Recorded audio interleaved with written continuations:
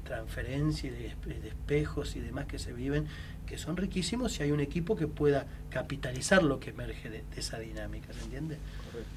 ¿Cómo llega alguien a pedir ayuda a una comunidad terapéutica? ¿En qué instancia? ¿Va porque siente que está desbordado, que lo necesita, que lo desea? ¿Porque lo llevan?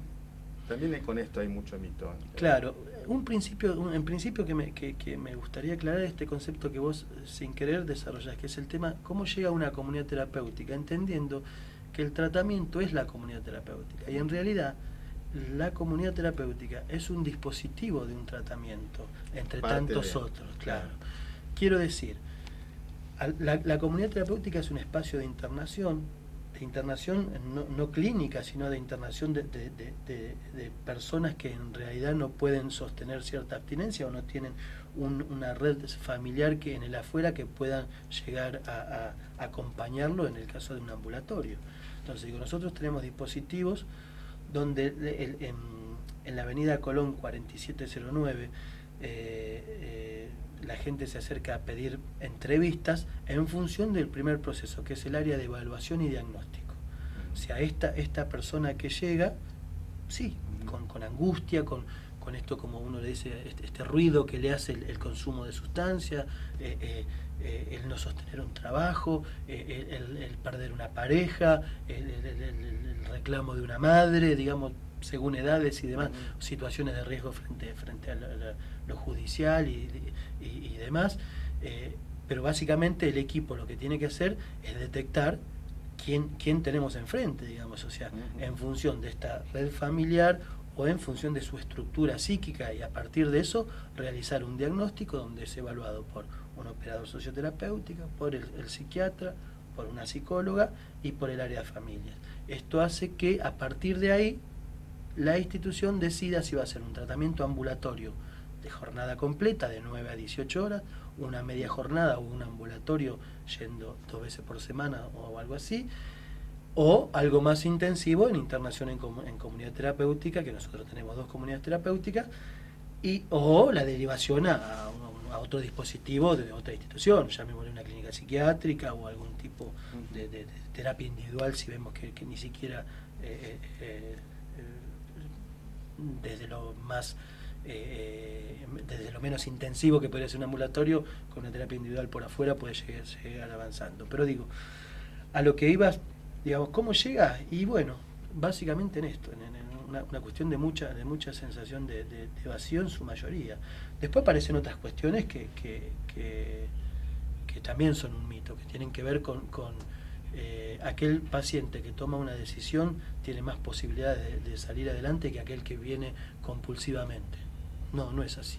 A ver, sería pensar, aquel que admite que tiene el problema y va, sí, o aquel que no lo admite y lo llevan. Lo llevan de prepo por una orden judicial, por o sea, el mito es que tiene mayor posibilidad de salir el que reconoce. Y no es tan así, O sea, porque aquel también que tiene esa decisión tomada, también se da el alta. Así como te digo, muchas veces lo que hace suceder... Así como dice, me siento mal, después ya me siento bien, ya está. Y esto a los 4 o 5 meses, cuando de repente ya está en una situación y decide, bueno, me voy.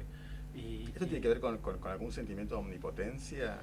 Siempre, y ahí se asocia a la adicción. Claro, esto tiene que ver con lo que hablábamos en un principio. Al correr la sustancia lo que aparece es una estructura.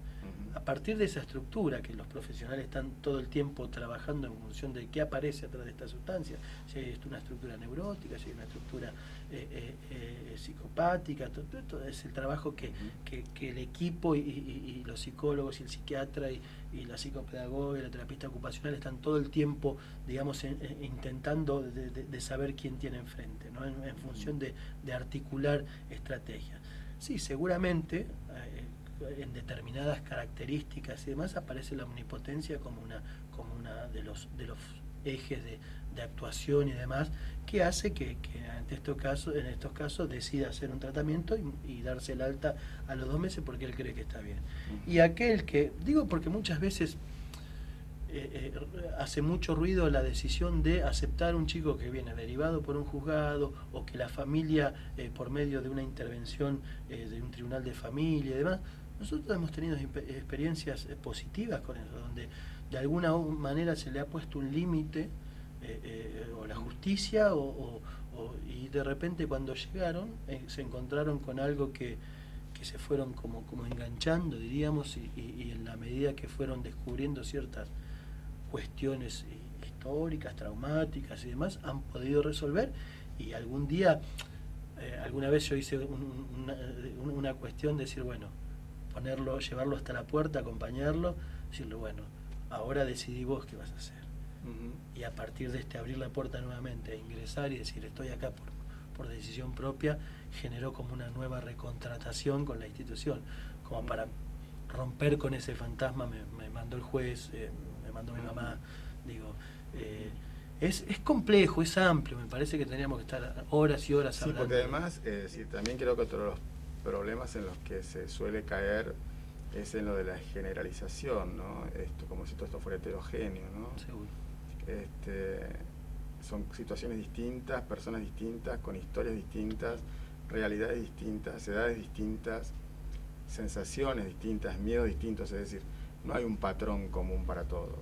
Seguro. Entonces creo que verlo desde ese lugar es reducirlo a una cosa, a masificar el tema, y no creo que eso muchas veces tiene que ver con las inseguridades de los equipos, ¿no? Yo siempre digo que muchas veces las instituciones, por eso tenemos que estar supervisadas, tenemos que estar todo el tiempo en discusión, porque las instituciones muchas veces tienden a repetir la sintomatología que atienden. Y esto llevarlo al seno de un equipo muchas veces es dificultoso, porque genera algo de resistencia, y todos aquellos que de alguna u otra manera o supervisamos casos o estamos todo el tiempo en análisis personal, en terapias y demás, porque esto es el cuerpo a cuerpo, el día a día, como hablábamos fuera de cámara, quien estamos trabajando todo el tiempo con la crisis y con situaciones que hacen de espejo, y donde uno también como trabajador de la institución, como operador, como profesional y demás, todo el tiempo está encontrándose con situaciones conflictivas. Entonces, sostener esta dinámica de autocrítica institucional, de estar todo el tiempo generando, yo siempre digo, cada vez que deserta algún chico, abandona el tratamiento, generemos la autocrítica, preguntémonos en qué podemos habernos equivocado.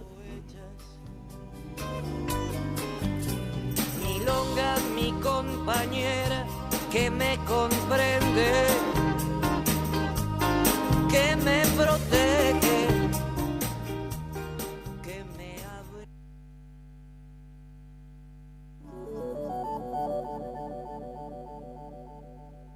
FECLIVA Mar del Plata, Distrito 9, Federación de Clínicas y Sanatorios. FECLIVA, Bolívar 2841, teléfono 491-6511. ¿Querés informar con nosotros? Subí tus videos a Canal 2. Entrá a nuestra página www.canal2mdp.com.ar. Ingresá tu cuenta YouTube. Si no la tenés, te ayudamos a crearla. Déjanos tus datos y el lugar donde lo grabaste, y así compartimos con la gente tus imágenes. Recordá www.canal2mdp.com.ar. Te vimos nacer. Te vemos crecer. Eso nos inspira y nos motiva. Siempre hacia adelante. Clínica y Maternidad Colón. Crecemos juntos.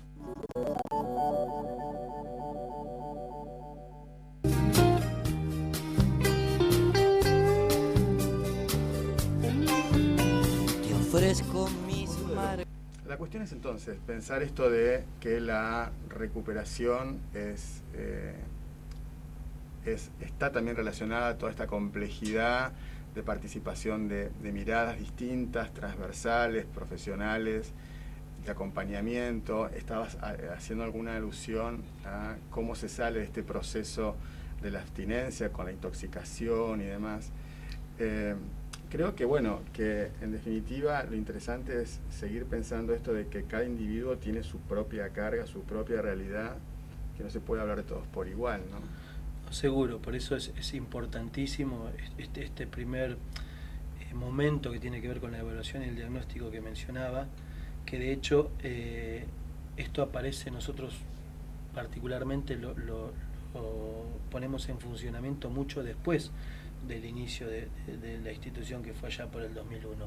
Digo, porque empezamos a ver que la complejidad que hablamos en un principio de casos, de las cuestiones de toxicidad que iban llegando y demás, necesitábamos tener una mirada mucho más amplia en este primer contacto. O sea, era toda una cuestión de darnos cuenta que estábamos corriendo riesgos de generar por ahí intervenciones no propicias frente a donde aparecía alguna cuestión de intoxicación que por ahí tenía que ver con la sustancia, y otro que por ahí había una estructura de base más psiquiátrica. Entonces esto en los últimos años fue como apareciendo con mayor frecuencia.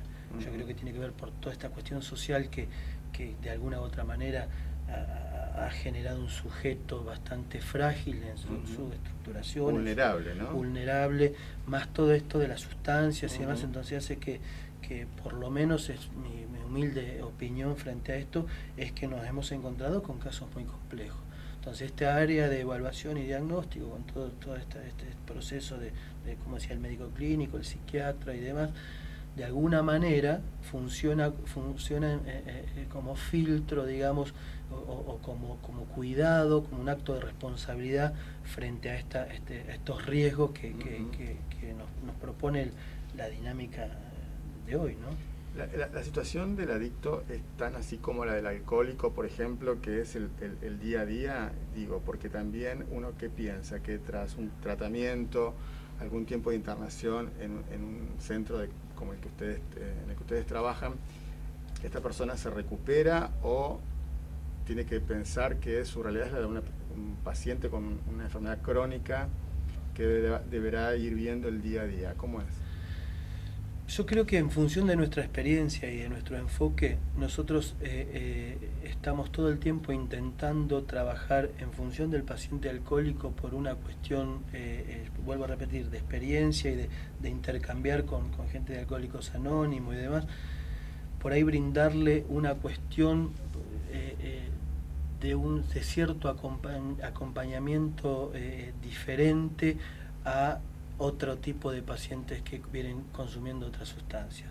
O sea, en el alcoholismo se da una situación muy particular donde nosotros particularmente estamos recibiendo mucha gente grande, donde seguramente el día a día es una de las cuestiones que intentamos subrayar más que en otros casos.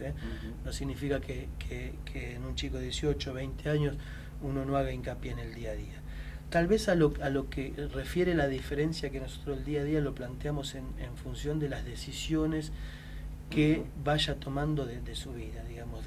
No solamente no consumir. Claro, sino esta cuestión de decir, uno no viene a hacer un tratamiento de rehabilitación de X sustancia, sino lo que viene a revisar son mecanismos de repetición. O sea, si en el proceso de internación o de centro de día, de grupal, individual y demás, descubre que cierta situación, manipular, mentir, esconder, lo posiciona frente a cierta sensación de vacío, y esa cierta sensación de vacío lo conecta con la soledad, y si la soledad lo dispara al consumo, lo que intentamos es generar ciertas situaciones de instalar ciertas cuestiones de autocuidado, donde puedan, a partir del autoconocimiento, de estas cuestiones que se realizan a través de todo un proceso de terapia, no se hace de un día para el otro, detectar estas conductas de repetición que terminan posicionándolo por lo menos ante una sensación o una situación de consumo.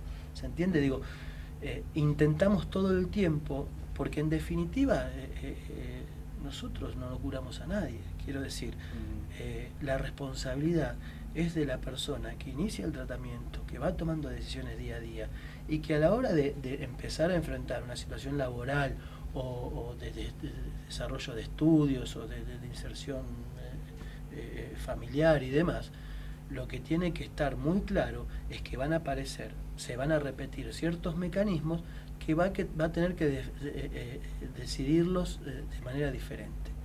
¿Se entiende? O sea, intento ser claro porque es fundamental que lo entienda la familia, porque muchas veces entenderlo solamente como una enfermedad crónica y demás, yo siempre digo, es como dejar abierta la puerta a una próxima recaída. Total, soy un enfermo, es como que nosotros intentamos que se responsabilice, que tome decisiones, que la familia que se lo haga diga, cargo. acá le traigo al enfermo, ¿no? Porque también hay una cuestión de la familia que desde esa óptica muchas veces se corre. Claro. Y la idea por ahí es involucrar y que esto, vuelvo a repetir, seguramente es una mirada de las tantas que hay con el tema de adicciones y consumo y demás. La nuestra intenta hacer esto, y vuelvo, no es que tengamos la verdad, es una mirada, y seguramente en este momento hay gente que está diciendo no, nosotros creemos porque en Alcohólicos Anónimos o en y me parece perfecto que haya distintas miradas por esto que decíamos en un principio y que vos subrayabas. Hay personas que el día a día, que esta recontratación le funciona de mil maravillas, y hay personas que no. O sea, digo, nosotros no podemos decir el modelo Posada del Inti es el que sirve, el modelo de Alcohólicos Anónimos, narcótico de determinado programa. No, yo creo que hay personas que en la medida que vayan poniéndose en juego su estructura emotiva y demás, van a ir resolviendo o no. Porque quizás en todos los aspectos es así. Hay gente que funciona con límites bien marcados, gente que no puede funcionar con límites bien marcados. Porque no es el momento, no es el momento histórico. Claro. No es lo mismo esto. Hoy hablábamos de esto de que hay personas que tocan fondo por una situación de consumo de nada, de 6 meses de consumo, que en realidad no tiene que ver con el consumo, sino reafirma este concepto que tiene que ver con una estructura emotiva, con situaciones que está padeciendo. Y hay personas que tienen 20 años de cárcel, que salen, entran, que situaciones totalmente conflictivas, traumáticas, ¿sí? Y no tocan fondo nunca, quiero decir.